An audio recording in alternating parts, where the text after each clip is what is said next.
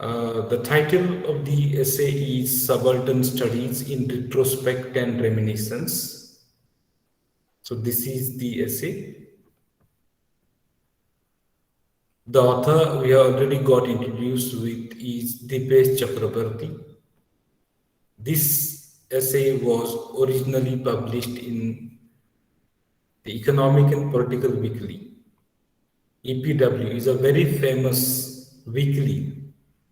Means it is published once in a week, and the copy of this weekly is available in our library as well. So this particular essay was published on 23rd March 2013 in volume number 48 and issue number 12 of EPW. Okay, it is available on page number 23 to 27. Okay, and I actually procured this particular essay from JSTOR. Okay, this is the link for journals and books, but it is not free of cost. It is available for subscription. Institutional subscription is taken, therefore, I could access this particular journal from that particular site. But as I said earlier, the hard copy of the journal is available in a library. Now let's try to understand the background.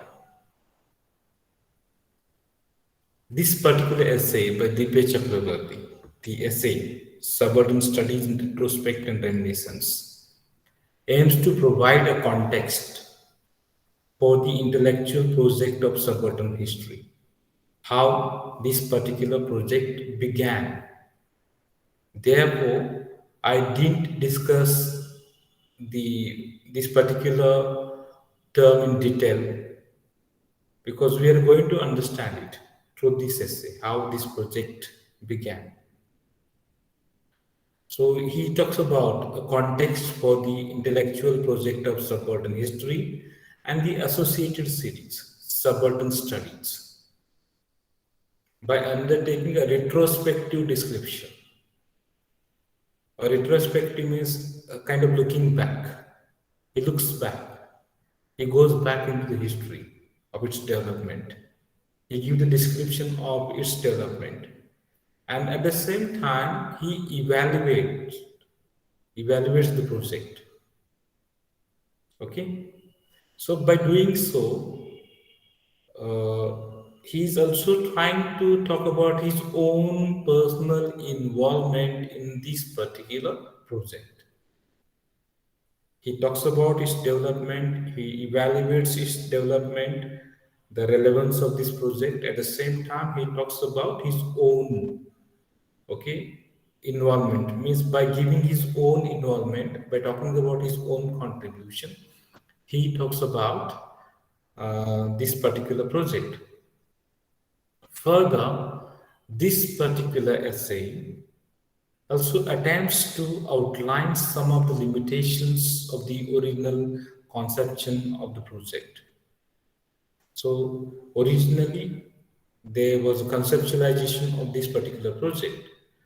He tries to outline some of the limitations of this original conception, as well as he highlights some of its more enduring legacies. He does not talk simply about the limitations. At the same time, he highlights some of its achievements, its legacies. Okay, means the way it has contributed to the history, to the writing of the history, to the historiography.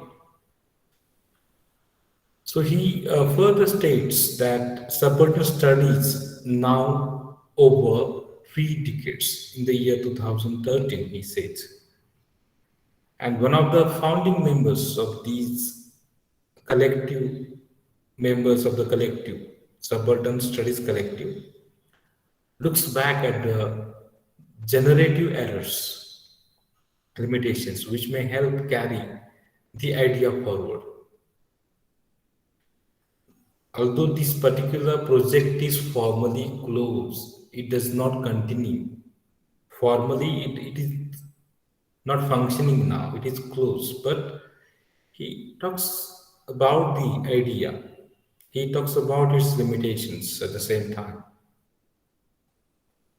We are referring to this essay, which was published in EPW, but an earlier version of this essay was delivered as the opening keynote lecture at a conference held at the Australian National University in Canberra in August 2011 to commemorate 30 years of subaltern studies.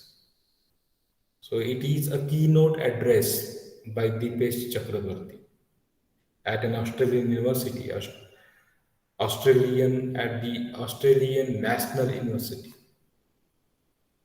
Okay, so as I mentioned earlier, he is a founding member of the Subaltern Studies Collective. And at the time, he worked with the Department of History, University of Chicago, United States. So this is what we come to know about this particular essay and its background. We shall continue our discussion on its next aspect. So we shall be talking about a preparatory note, which is a part of this particular essay.